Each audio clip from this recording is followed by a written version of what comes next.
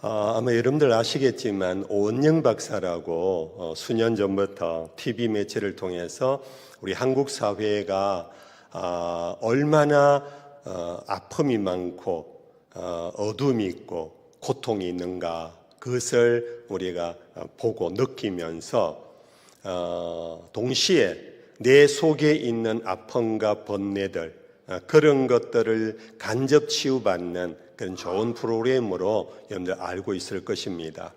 거기에 등장하는 인물들은요, 정신과에 다니는 환자들만 나오는 게 아니에요.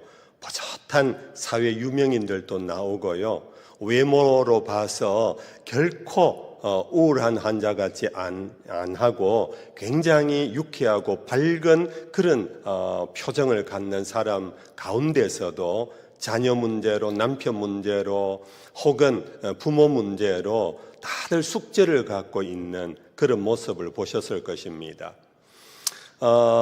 못지않게 김창옥 쇼라고 여러분들 아시지요? 김창옥 쇼에 보면 거기에도 정말 우리 사회가 이렇게 병들어 있구나, 이렇게 힘들게 살아가는 사람이 많구나, 그런 것이 함께 나오고 있어요.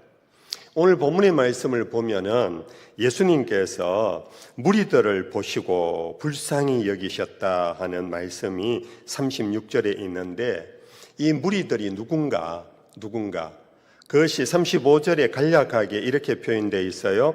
예수께서 모든 도시와 마을에 두루 다니사 그들의 회당에서 가르치시며 천국 복음을 전파하시며 모든 병과 모든 약한 것을 고치시니라. 모든 병든 것과 약한 자들을 이렇게 요약해서 무리라고 설명하고 있는데, 사실은 이 마태복음은 9장 전체가 이 끝절을 향하여 지금 모아지고 있는 내용입니다. 어떤 병든 사람이 있고 어떤 약한 자들이 있는가, 그 무리들은 누군가, 그것을 보면요, 앞부분에 9장 1절에서 8절에 보면 중풍병자를 만나시고 고치시는 장면이 나와요. 죄송합니다, 여러분들 혹시 중풍을 알아보셨나요? 혹시 가족 중에 그런 분이 계신가요? 요즘은 웬만해도 중풍은 어느 정도 약물로 치유하고 물리치료를 통해서 많이 회복을 하지요. 그렇지만 중풍이 한번 들면 그의 일상이 깨집니다. 삶의 질이 확 떨어집니다. 화장실도 겨우 가실 경우도 있고요, 돌아눕지도 못하는 그런 경우도 있고, 중풍이라는 게 뭡니까? 뇌졸중, 뇌에 뭔가 막혀가지고 신경이 눌려가지고 언어가 어눌하고, 그리고 손과 발 등등 지체에 움직이는 운동신경이 마비된 것, 그것이 바로 중풍병자 아니겠습니까? 우리가 이런 병자를 보면서 우리가 함부로 그분들에 대하여 폄하해서는 안 되지만, 우리 예수님께서 왜 불쌍히 여기셨을까? 성경의 다른 표현으로 말하면 살아있는데 죽은 것과 같은 죽음의 방불한 모습, 그게 이제 불쌍한 거예요. 분명히 호흡을 합니다. 분명히 말씀도 어눌하지만 합니다. 그리고 뭔가 자꾸 일어서려고도 합니다. 요즘은 물리치료를 해서 어느 정도 걷기도 합니다. 그러나 직장 생활을 제대로 못합니다. 관계를 제대로 못 가집니다. 정말 살아 있는 건 분명한데 죽은 것에 거의 가까운 삶. 이것이 중풍병자라는 육체의 질병을 두고 이렇게 치유하는 사건이지만은, 우리 요한계시록에 보면 4대 교회를 두고 우리 주님이 하신 말씀이 있잖아요. 네가 살았으나 정녕 죽었도다.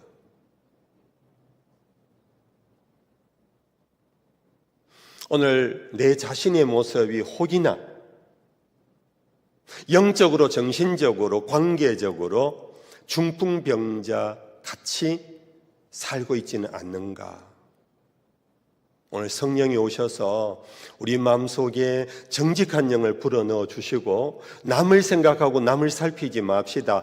이건 누구네 그렇게 생각하지 마시고 성령이 나의 모습을 오늘 조명하는 그 누구 바로 나 아닌가 하고 한번 말씀으로 들어가서 주님이 불쌍히 여기시는 그 대상이구나를 발견하면 오늘 여러분들 추위를 떨고 이 자리까지 온 가치가 있을 거예요.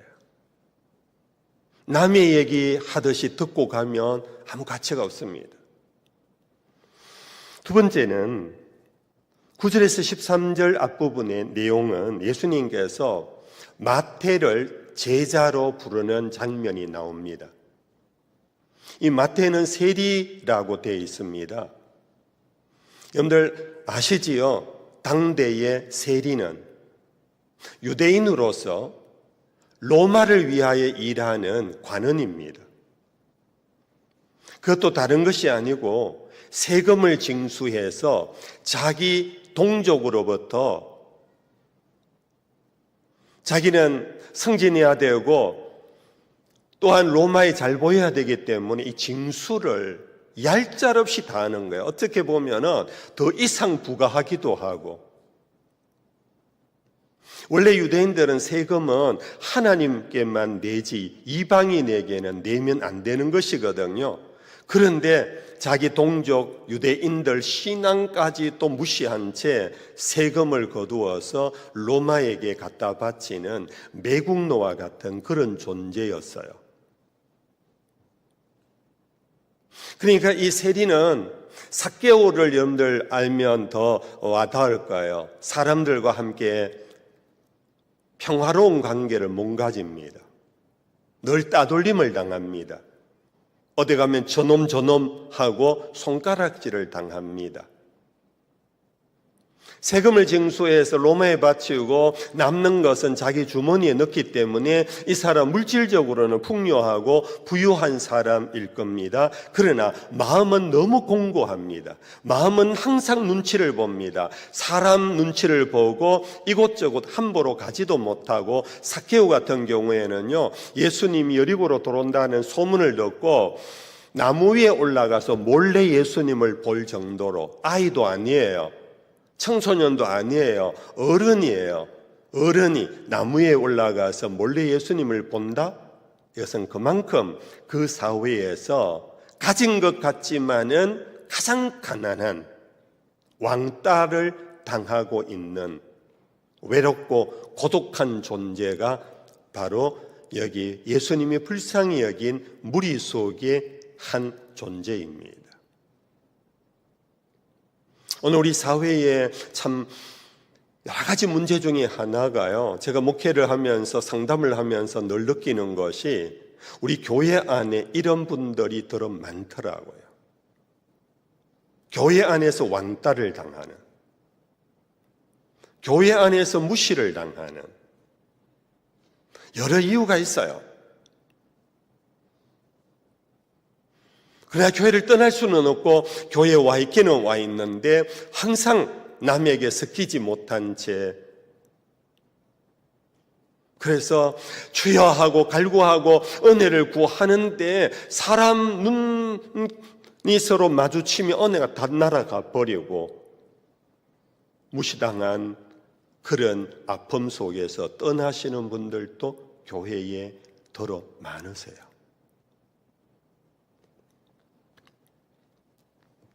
그리고 14절에서 17절까지는 어떤 얘기가 나오느냐 하면은 금식 논쟁이 나와요. 세례자 요한의 제자들도 금식하고 바리새인들도 금식하는데 당신의 제자들은 왜 금식하지 않습니까? 이 금식이라는 것은 종교의 하나의 예전이거든요. 종교의 한 형식이에요. 특히나 금식은 그 종교 형식, 종교 예식 혹은 종교적 자기 수련 가운데 가장 깊은 수련의 한 방법이에요. 음식을 피합니다. 여러분들 금식해 보셨지요? 음식을 피하면 힘이 하나도 없습니다.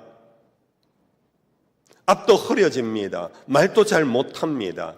그러나 육체가 쇠잔해질수록 마음은 깨끗해지고 마음은 뭔가 맑아지는 것 같고 마음은 탐욕에서 벗어나는 그런 효과가 있어서 어느 종교든지 금식 수련이 다 있어요. 우리 기독교만 있는 것이 아니고 불교에도 있고요. 다른 종교에도 있어요. 예수님 당시에는 오히려 세례 요한의 제자들이 금식을 더 많이 했고 바리새인들이 오히려 금식을 더 많이 했어요. 그런데 예수님 제자들이 금식을 안 하는 것을 보고 이것을 갖고 예수님에게 공격의 빌미로 삼았어요. 여러분들 우리는 한 가지 여기서 짚고 한번 생각해 봐야 합니다. 신앙 세계는요, 나와 하나님의 관계이지 다른 사람과 하나님의 관계를 함부로 판단하고 정죄하면 안 돼요. 금식을 하면 내가 하나님 앞에 금식을 하는 거예요. 단식을 하는 거예요. 나의 탐욕을 내려놓는 거예요. 나의 욕망을 내려놓는 거예요. 하나님 앞에서 정결한 예식으로 들어가는데 그것이 왜 남은 금식하느냐 안 하느냐 왜 관심을 가집니까? 그것은 결국은 이 금식하는 사람, 이 사람이 제대로 금식을 안 한다는 거예요. 금식의 의미도 모른다는 거예요. 거짓된 금식을 하는 거예요. 이걸 한마디로 말하면 거짓 종교라는 거예요. 예수님이 불쌍히 여긴 무리들 중에 누가 포함되어 있느냐? 거짓 신앙, 거짓 종교, 형식적 종교. 자기는 금식하기는 하지만 남의 금식 문제를 함부로 비판하고 판단하고 그것을 손가락질하는 그 자체가 이미 거짓인 거예요. 예수님은 그들을 불쌍히 여기셨다고 그랬어요. 네 번째는 18절에서 26절에 보면 예수님께서 길을 가는데 어딜 가냐면 어느 관리가 자기 딸이 다 죽어간다. 속히 와서 어떻게 좀 해달라. 전가를 받고 예수님이 가는데 길에서 도중에 12년 혈루병 여인을 만납니다. 이 혈루병 여인이 몰려와서 예수님 옷자락을 만지는 사건이 나와요. 여러분들 이 혈루병이라는 것은 우리 여기 의사 선생님들도 계시겠지만 상식적으로 그냥 피가 나면요 멈추지를 않는 거예요. 그러면 그는 빈혈에 빠집니다. 불결해집니다. 이런 것을 구약에 보면은 이것은 저 하나님의 저주받은 죄의 대가라고 그렇게 기록되어 있어요. 그러니까 유대인들에게는 피를 멈추지 않고 계속 흘리는 여인은 하나님으로부터 버림받은 저주받은 여인이에요.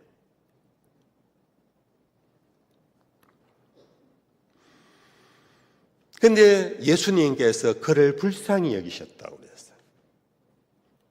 율법도 그를 정죄하고 사람들도 그를 정죄해서 그를 가까이 하지 않아요.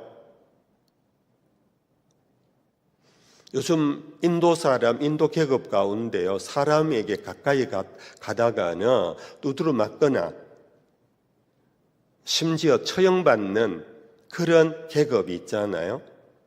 불가촉 천민이라고. 바로 이 여인은 불가촉 천민이에요.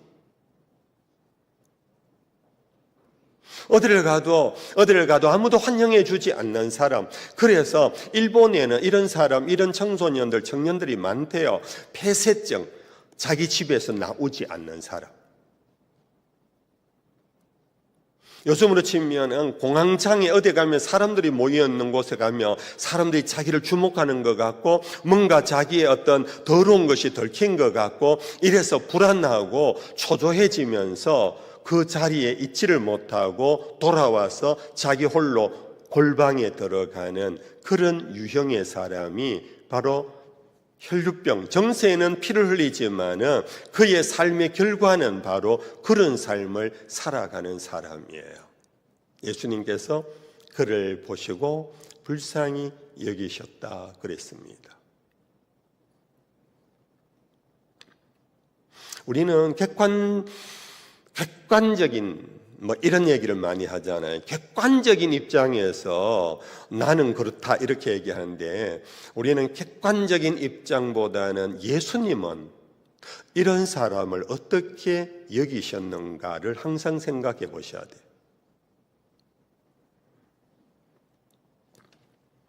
그리고는 이제 먼저 처음에 초청받은 관리자의 집으로 갑니다. 그 딸을 고쳐주는 장면이 있습니다.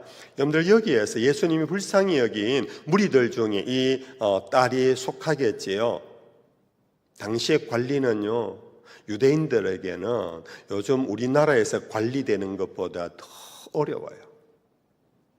그래, 로마 시민권을 갖고 있거나 아니면 총독에게 특별한 총애를 받아서 특별한 공적을 가진 사람, 아니면은 로마 제국 속에 관리가 되기 어려워요. 그러니까 높은 지위라는 거예요. 높은 지위의 관리의 가정에 딸이 죽어가고 있다. 이 한 사건은 누구에게나 바로 죽음이 찾아오고 누구에게나 고통과 슬픔이 있음을 보여주고 있는 거예요. 출세한 사람에게도, 합격한 사람에게도, 결혼한 사람에게도, 힘 있는 젊은이에게도, 누구에게나 죽음은 찾아오고 그 죽음 때문에 고통당하는 가족의 문제가 예수님 당시에도 있었고 오늘날에도 있어요. 32절에 34절에는 어떤 사람이 무리 속에 들어가냐면 벙어리 귀신 들린 사람을 고쳐주는 장면이 나와요. 여러분들, 다른 병은 그냥 혈류병이라 그러고 중풍병이라 그러는데 왜 벙어리 이 언어 장애를 가진 사람에게는 귀신 들렸다라고 말했을까요? 왜 그랬을까요? 우리 여기 엄마 가시는 분이, 우리 지휘자 집사님, 장로님, 집사님, 네, 더 잘하시겠고, 우리 아무튼 엄마 가신 알겠지만요, 음악의 가장 기본이고 가장 중요한 것이, 저는 음악을 전혀 잘 모르지만 아는 기본 상식이요, 청음이래요. 청음. 맞죠, 집사님? 네. 소리를 제대로 음을 정확하게 듣지 않으면은 자기 입에서 정확한 음을 못 낸다는 거예요. 우리 어린 아기가 자라면서요, 언어를 익혀가는 것은 학교에서 기역, 니은, 디귿, 리을, 바두가 배우기 전에 애들은 말을 해요. 어떻게 말합니까? 들으면서 배워 말하는 거예요. 그러므로 청각장애가 오면은 오래지 않아 언어장애가 생겨요. 그래서 벙어리는, 죄송합니다, 벙어리라는 표현이 이게 또 인권에 또 저촉된지 모르겠는데, 이 벙어리의 장애, 언어 장애를 입은 사람은 잘 듣지를 못하니까 그 사람들 뭔가 말은 하고 싶었는데 말을 못하니까, 여러분들 혹시 그런 분이 주변에 있었습니까? 소리를 내긴 내요. 근데 정상적인 사람은요, 그 소리를 들으면은 마치 그 속에 귀신이 있는 것처럼 소리를 내요. 제가 흉내 내면 그분들의 인권을 모독하는가, 흉내를 안 내겠어요? 뭔가 소리를 내는데 그 소리를 답답하면 막 괴성을 지려요. 괴음을 지려요. 그런데 우리 일반 사람들은 무슨 말 하는지를 몰라요. 그러니까 당시의 사람들은 귀신 들렸다 라고 표현을 했을 것이다 라고 학자들은 해석하고 있습니다. 아무튼 여러분들, 이중장애입니다.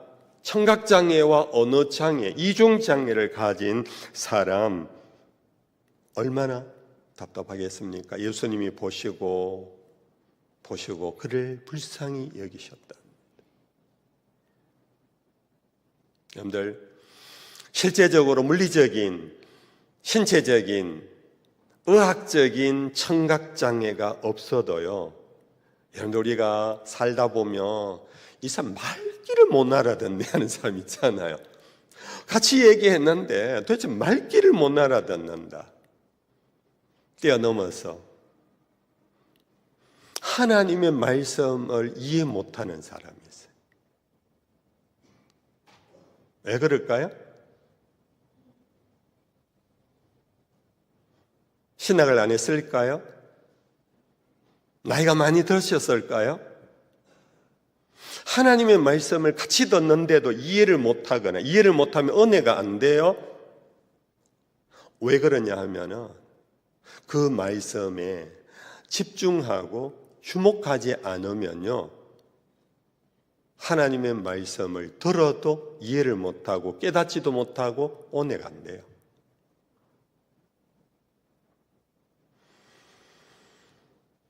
제가 목회하면서 40년을 마쳤어요. 죄송합니다. 이런 표현을 자꾸 해서. 정말 안타깝고 정말 제가 불쌍히 여기는 사람이 바로 이런 분이에요. 저하고 한 교회에서 10년을 같이 생활하고 20년을 같이 생활하고 30년을 같이 생활했는데도 믿음이 전혀 안 자라시는 분이 있어요. 그냥 종교적인 생활을 하는 거예요. 교회 생활을. 복음이라는 복음의 기쁨이 없어요. 그 복음이 자기에게 기쁨이 되기 위해서는 가장 중요한 것은 예수 믿고 천당 간다 소리가 아니고 예수 믿고 복 받는다 소리가 아니고요. 복음이라는 것은 내 죄가 사함받았다. 이것이 가장 기쁜 소식이에요. 형들, 법원에 가서 내가 어떤 뭔가 잘못된 행동을 했어요. 그래서 1년 징역이다. 그런데 그것을 집행유예다. 얼마나 기쁜 소식입니까? 감옥에 안 가도 되는 거예요. 우리 하나님 앞에서 복음이 복음되기 위해서는 내가 죄인이라는 사실을 깨닫고 아는 자가 복음이 복음이 돼요. 내가 죄인이라는 거 별로 의식을 안 해요. 이만하면 뭐 내가 잘 사는 거 아닐까? 이만하면 내 만큼 양심 있는 사람 있나? 이런 사람은요, 예수의 십자가가 그렇게 와닿지 않아요.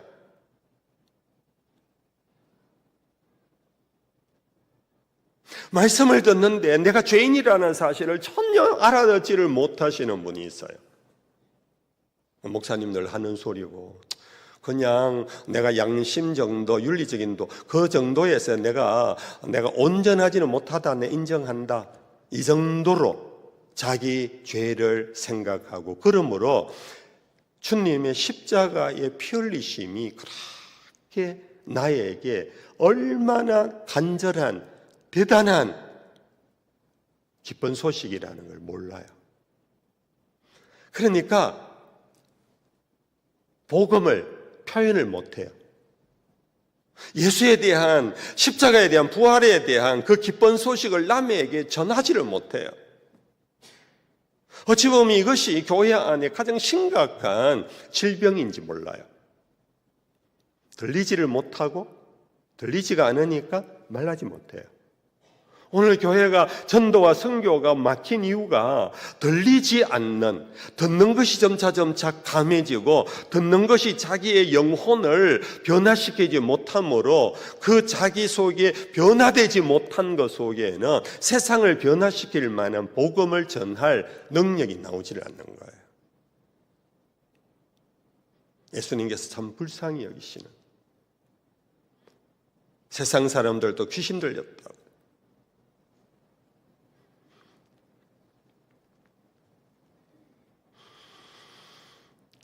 예수님께서 이러한 사람들에 대한 치유의 사건이 34절까지 쭉 계속되고, 그리고는 35절에 모든 병과 모든 약한 것을 고치시니라 하고는 36절에 그 무리들을 보시고 불쌍히 여기셨다 그랬어요. 사랑하는 성도 여러분들, 이게 남의 얘기라고 들으면 안 된다 그랬죠? 여러분들, 나의 얘기예요. 나의 얘기라고 들을 때 주님이 나를 불쌍히 여긴다라는 이 소식이 복음이에요. 여러분들, 내가 불쌍히 여김 받는 거 굉장히 수치시지요. 부끄럽지요. 내가 왜 불쌍히 여김을 받아? 싫잖아요. 나 불쌍히 여기지 마. 그런 눈으로 보지 마. 그러면 막 자존심 상해하잖아요. 물론 사람이요, 나를 불쌍히 여기는 거 별로 기분 안 좋아요. 그런데 우리 하나님이, 우리 예수님이 나를 불쌍히 여기는 것, 그 자체가 기쁜 소식이에요. 근데 여기 불쌍히 여긴다라는 것은 어떤 의미냐 하면은, 그냥 저 피 흘리면 한 번 나오면은 그치지를 않는데 저 어떡하지? 불결해지고 냄새도 나고 저러면 사람들하고 같이 어울리지도 못하고 그러면서 동정심으로 어떡하나, 이게 불쌍히 여기는 게 아니에요. 우리는 주로 불쌍히 여긴다 하면 동정심이라고 여겨요. 이게 이제 영어 번역에서 매우 우리에게 와 닿는 단어를 선택했어요. 불쌍히 여긴다. had compassion. compassion이라고. compassion이라는 것은 com과 passion. passion이라는 것은 passion of Christ. 여러분들 영화 아시지요? 패션 오브 크라이스트 어떤 영화입니까? 예수님이 막 십자가 지시고 골고다 언덕으로 가시고 매 맞으시고 피 흘리시고 그런 거잖아요. 고난의 예수님, 그 뜻이에요. 고난의 예수님, 패션 오브 크라이스트가. 컴패션이라는 것은, 컴이라는 것은 with, 함께 한다라는 거예요. 함께 한다. 고난에 함께 하는 것, 이것이 바로 불쌍히 여기는. 예수님이 보시고 아이고 말도 못하는구나, 불쌍한 거, 못 듣구나, 불쌍한 것, 이게 아니고 그 고통 속에 있는 사람과 with them, 그들과 함께 하신다. 그들의 고통 속에 들어가신다. 그들의 고통을 자기의 고통으로 예수님이 받으신다. 이 히브리서 말씀에 예수님 우리와 똑같은 연약함을 입으시고 우리 모든 연약함을 체휼하셨다. 체휼이라는 이 말이 바로 이 뜻이에요. 여러분들, 우리 하나님이 독생자를 우리에게 보내신 것은요, 천사처럼 보내지 않았어요. 대단한 종교 교주처럼 보내지 않았어요. 말씀이 육신이 되어 우리 가운데 거하도록 보내셨어요. 우리 가운데 거한다라는 이 말은 헬라어에서 타버너클, 즉 텐트를 치고, 이 텐트라는 것은 장막 속에 같이 유목민이 이동하면 같이 그 텐트를 또 거두어서 같이 이동하고, 사람들이 이동하는데 같이 이동하고 같이 길을 가는 그걸 뭐라 그럽니까? 도반이라 그럽니다. 같이 인생길을 가는 그분이 바로 육신으로 오신 예수님이세요. 그냥 육신만 입고 있는 것이 아니에요. 그 육신을 입고 있는 사람들, 무리들이요, 왕도 있고 제사장도 있지만 예수님의 눈에는 자기에게 찾아오는 무리들이, 왕은 잘 안 찾아와요. 귀족들도 잘 안 찾아와요. 제사장들도 오히려 예수님을 어떻게 하면 넘어뜨릴까 하고 계략만 꾸미지 잘 안 찾아와요. 예수님에게 찾아오는 무리들은 전부 다 이와 같은 고통 중에 있는 사람들로부터 버림받은 사람이에요. 사람들에게 무시당하는 사람들이에요. 예수님은 그들을 보시면서 컴패션, 그들의 고통과 함께 하시는, 그 고통이 당신의 고통으로 받아들이면서 그들을 바라보는 마음이 바로 불쌍히 여기시는 예수님이시라는. 화내지 말고 들으십시오. 어찌 보면 우리 서영교회가 예수님의 마음에 불쌍히 여기시는 교회일지 모릅니다.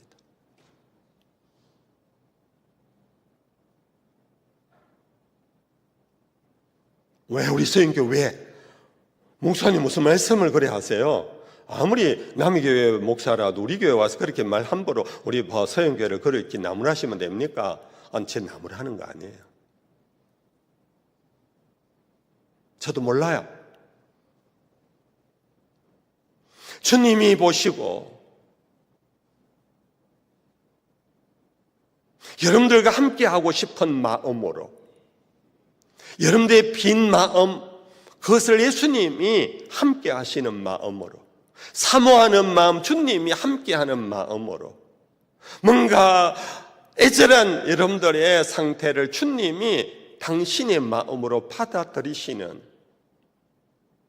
복음입니다.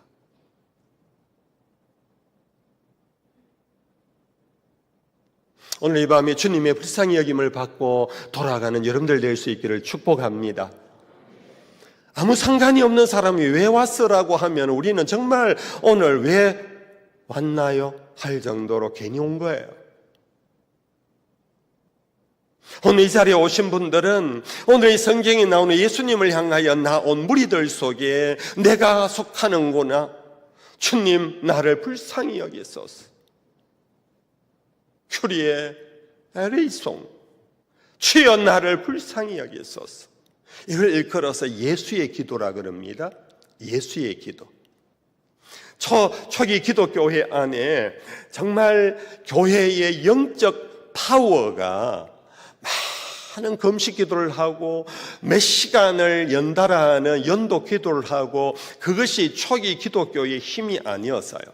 초기 기독교의 성도들은 공적으로 혹은 사적으로 그들 속에 가장 많이 드렸던 기도가 뭐냐 하면은 예수의 기도. 헬라어로 큐리에 에레이송. 우리 찬양 명곡에도 있죠. 큐리에 에레이송. 주여 나를 불쌍히 여기소서. 나는 잘 듣지 못합니다. 그래서 나는 말을 잘 못합니다.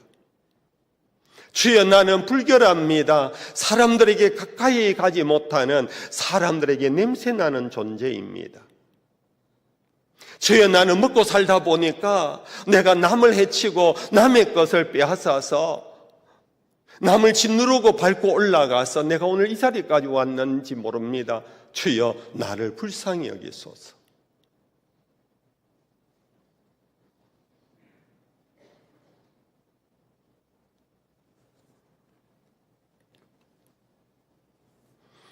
오늘 예수님께서 이 무리들을 보시고 불쌍히 여기시니 이유는 왜 저들이 저렇게 불쌍한가?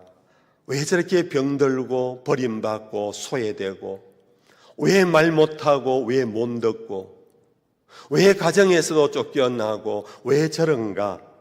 그들이 목자 없는 양과 같기 때문이라. 그들이 목자 없는 양과 같기 때문이라. 한마디로 이 모든 인간에게 일어나는 모든 고통은, 불가에서는 인간의 모든 고통, 생로병사는 집착에서 온다. 집착을 버리면 된다. 그 집착을 버리기 위하여 산으로 올라가고 가정을 떠나고 출가를 하잖아요. 그런데요, 예수님께서는 인간에게 왜 이런 고난과 고통, 슬픔과 아픔이 왔는가? 저들에게 목자가 없기 때문이라. 목자가 있다면 어떻게 됐을까요? 시편 23편을 한번 외워볼까요? 여호와는 나의 목자시니 내가 부족함이 없으리라. 하나님이 나의 목자면 나에게 부족함이 없어요. 물론 우리는 이 땅을 살면서 육신을 입고 있기 때문에 병도 들 수 있어요. 가난해질 수도 있어요. 인간관계의 갈등도 다툼도 일어날 수 있어요. 그러나 여호와가 목자인 자는요, 거기에서 빨리 벗어나요. 빨리 치유받아요. 빨리 회복이 돼요. 왜? 그가 나를 푸른 초장에 쉴만한 물가로 인도하시기 때문이다. 뿐 아니라 내 영혼을 리스토어 소생시키세요. 내가 번아웃이 됐습니다. 교회 열심히 내가 권사로서 내가 30년을 내가 이 교회 섬기다 보니까 내가 탈진됐다. 주님은 아세요. 주님은 내 영혼의 탈진된 부분을 리스토어 다시 채워주신다. 그분이 나의 목자시기 때문에. 목사도 장로도 모태신자도 교회 생활 오래 했지만 내가 온전히 못 살아요. 불의한 길로 갈 수 있어요. 범죄할 수 있어요. 목자 없는 양은 그러면 끝나요. 여호와가 나의 목자시니 내게 부족함이 없는 것은 그가 자기 이름을 위하여 나를 의의 길로 인도하시기 때문이에요. 다윗이 범죄한 자리에 내 버려두지 않으시고 나단을 통하여 그를 다시 돌아오게 하시고 회개케 하시고 통곡의 눈물로 요를 적시며 침상을 띄우며 하나님 앞에 그가 새롭게 될 수 있도록 하나님은 자기 이름을 걸고 당신의 양을 의의 길로 되돌아오도록 하신대요. 할렐루야. 그러므로 오늘 여기에 나오는 무리들, 불쌍한 이 무리들의 문제를 해결할 길은 뭐냐? 목자를 되찾는 거예요. 목자를. 내 스스로 병을 못 고쳐요. 내 스스로 사람들 동분서주 다니면서 미안하다, 내가 사과한다, 너 나를 좀 그렇게 왕따시키지 마라, 우리 사이좋게 지내자. 여러분들 그렇게 해보세요. 그것으로 문제 해결이 되는가요? 안 돼요.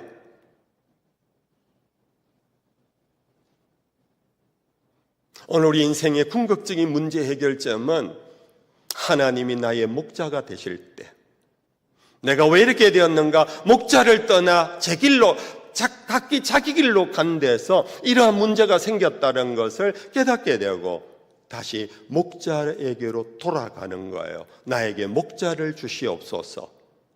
이것이 바로 이 고난 가운데 있는 무리들, 곧 세상의 사람들이 이 어둠에서 벗어날 수 있는 길인 거예요.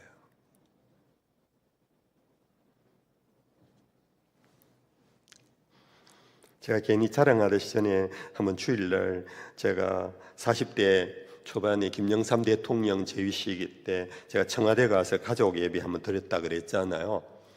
여러분들 별로 관심이 없어서 그하고 넘어갔지요. 좀 관심 있는 사람은 목사님이 거기 가서 무슨 설교를 했을까? 이 정도는 좀 궁금해 좀 해보세요. 그렇죠? 도대체 대통령이 가서 무슨 설교를 했을까? 제가 시편 23편을 가고 설교를 했어요.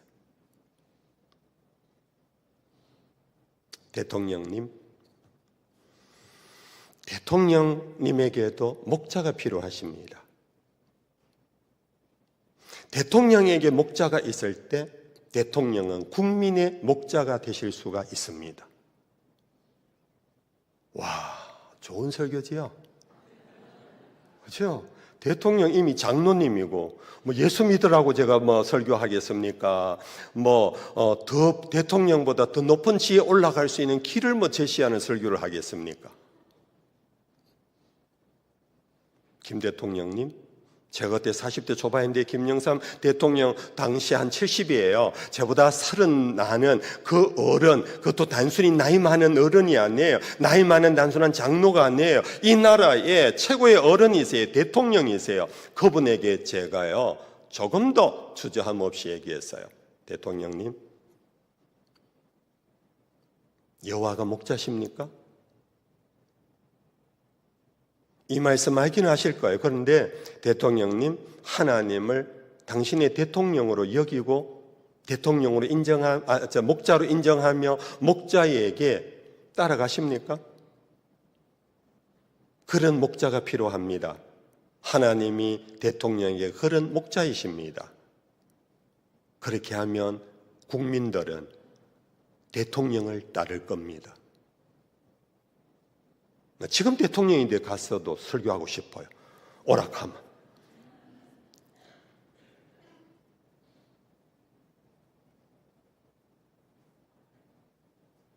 자, 이제 마지막 설교의 결론입니다. 결론입니다. 이에 제자들에게 이르시되 추수할 것은 많되 일꾼이 적으니 그러므로 추수하는 주인에게 청하여 추수할 일꾼들을 보내주소서 하라. 목자 없는 양과 같이 고생하며 기진한다고 했다가 갑자기 추수라는 용어로 바뀌어버렸습니다. 그리고 추수할 것이 많다고 하면서 대신에 추수할 일꾼이 적다고 했습니다. 이것은 그냥 자연스럽게 이렇게 생각하면 됩니다. 대체 추수하는 것과 목자와의 관계가 뭘까? 이는 목자 없이 유리하는 양떼들이 많다라는 겁니다. 목자 없는 양은 추수할 것은 바로 그들을 목자에게로 되돌이킬 자가 많다라는 겁니다. 솔직히 여러분들에게 질문을 해볼게요. 여러분들의 목자가 계세요?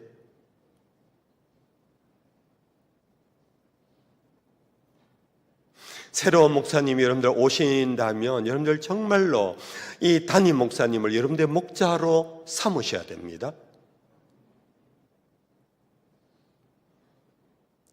그래야 여러분들의 영혼이 살집니다. 그래야 그 목자는 이 목장을 강하고 담대하게 신바람나게 목양해 갈 것입니다. 오늘 적지 않은 교회가 양떼들이 목자를 인정하지 않아요. 목자 없이 교회 생활해요. 결국은 나는 내 목자는 하나님이야만은 그러면서 흔히 말하는 직통주의가 있어요. 나 목사 따위는 나의 목자 아니야. 나는 하나님이 나의 목자야. 여러분들, 하나님이 이 교회에 담임 목사를 파송하시고 위임을 했다라는 것은 법률적으로 여러분들에게 목자로 하나님이 세워주신 거예요. 양떼들이 목자를 인정하고 목자를 따라야 돼요. 그 목자의 음성을 들어야 돼요. 목자에게 순종해야 돼요. 그런 교회들은 부흥해요. 그런 교회들은 살아있는 예배를 드려요. 여러분들 한국 교회에 죄송합니다. 여러분들 정말로 여러분들이 생각하는 머리에 탁 떠오르는 좋은 교회에 가보십시오. 공통된 것이 뭔가? 그 교회의 목자가 인정을 받아요. 존경을 받아요. 목자의 설교에 귀를 기울여요. 목자의 설교에 아멘이 터져 나와요. 그 반대의 교회의 모습의 공통점은 뭐냐? 목자가 없어요. 목자를 인정하지 않아요. 그냥 설교를 그냥 강론 정도로, 강의 정도로만 생각하고 참고하지 뭐 이러고 돌아가면 여러분들이요, 그런 목자 없는 유리하는 양과 같은 거예요. 새로운 목사님을 주시옵소서 하고 여러분들 기도하는 오늘 밤입니다. 다음 주 여러분들 특별히 새벽 기도를 할 겁니다. 우리 장로님들이 청빙위원회가 구성됩니다. 여러분들 어떤 목사님을 모시고 올까? 그 목사님을 여러분들이 나름대로 그림을 어떻게 그리든지 간에, 누가 오시든지 간에 가장 중요한 것은 여러분들의 목자로 영접하셔야 됩니다. 목자로 세워주셔야 합니다. 그러면서 여러분들은 그 목자의 양이 겸손하게 양이 되셔야 합니다. 나보다 나이가 많든 적든 상관이 없습니다. 그럴 때 교회는 푸른 조장 될 것입니다. 쉴만한 물가가 될 것입니다.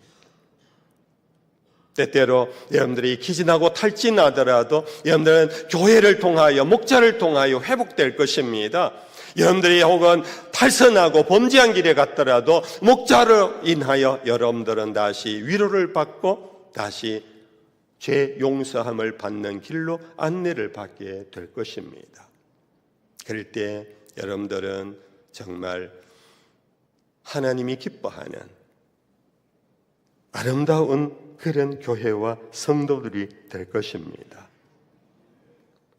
그래서 오늘 예수님께서는 그러므로 추수하는 주인에게 청하여 추수할 일꾼들을 보내주소서 하라. 마지막 포인트입니다. 여러분들, 추수하는 주인, 이 밭의 주인이 따로 있어요. 그런데 이 주인이 혼자 그 모든 밭을 농사를 못 지어요. 함께 일하는 삭군이 있다는 겁니다. 소작농이 있다는 겁니다. 근데 이 소작농 삭군을 누가 취업을 시키느냐 하면은 지주, 그 농장 주인이 그를 취업시키는 거예요. 그래서 주인에게 함께 일할 수 있는 추수할 일꾼을 보내어 주소서 하라. 여러분들, 이 교회의 주인은 누구십니까? 하나님이시죠? 그래서 우리는 하나님에게 부르짖기 위하여 모인 겁니다. 주여, 추수할 일꾼, 주님의 일꾼을 보내어 주소서. 목자 없이 유리하는 양을 다시 불러 모으고 저들을 치료하고 회복하며 천국 잔치의 자리로 이끌어갈 그런 추수할 일꾼, 목자를 보내어 주소서 하라.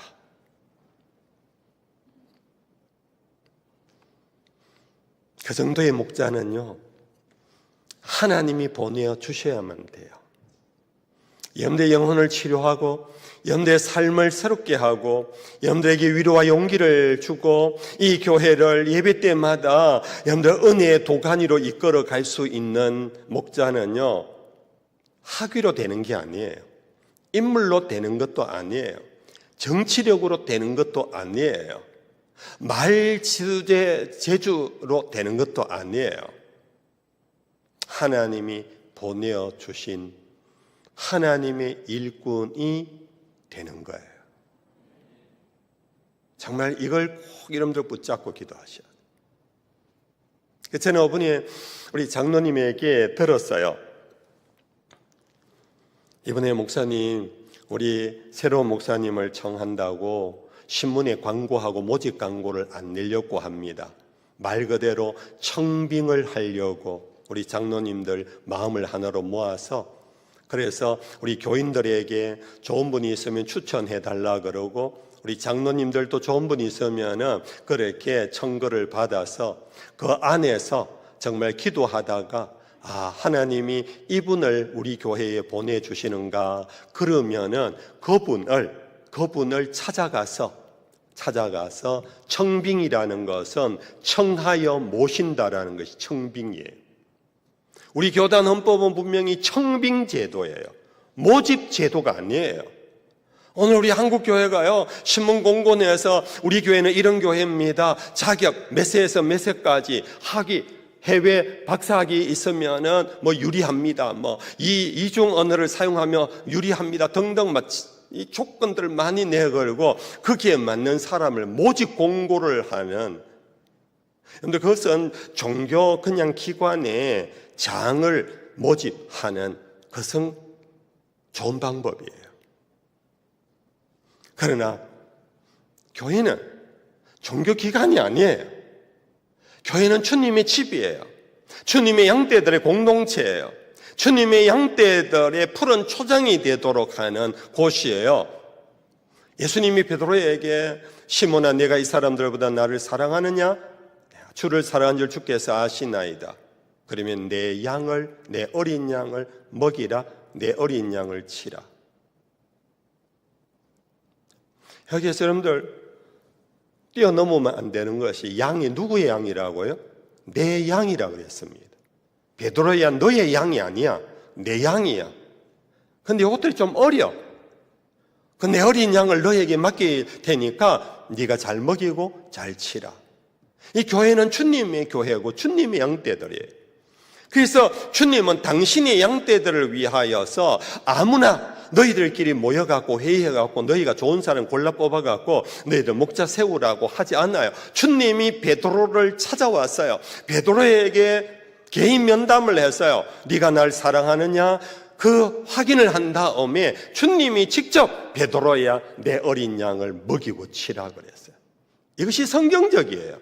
이것이 우리 교단 헌법의 정신이에요. 이해하고 들으십시오. 먼저 앞서서 리더십 체인징이 이루어진 우리 범어교회와 동신교회가 지금까지 체인징되고 2년이 흘렀습니다. 지금까지 너무너무 좋은 새 목사님 오셨다고 대구 시내 교회가 인정하고 있어요. 공통점이 뭔지 아십니까? 그들 외국 학위를 가졌기 때문입니까? 그들 인물이 좋아서 그렇습니까? 아니에요. 교회가요, 이분을 하나님이 보내신 주의 종이라고 믿고 청하여 위임을 했어요.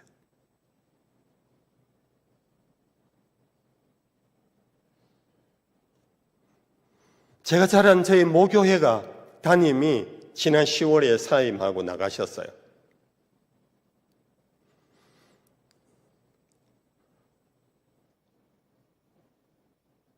제가 이 특정한 교회에 좀 얘기하면 안 되는데 아무튼 교회에서 신문 공고를 내더라고요. 제가 그 교회에서 자랐기 때문에 그 은퇴 장로님들이 제 선배가 돼요. 사석에서 그 장로님에게, 장로님 이러면 안 됩니다. 그래도 대구에서 가장 모범적이고 가장 은혜롭다라는 이 교회가 어떻게 주의 종을 신문 광고 내서 모집하듯이 합니까? 그래서 1차 청빙회에서 실패 봤어요. 장로님들, 우리 서인교회 장로님들 정말 잘하셨어요. 청빙하십시오.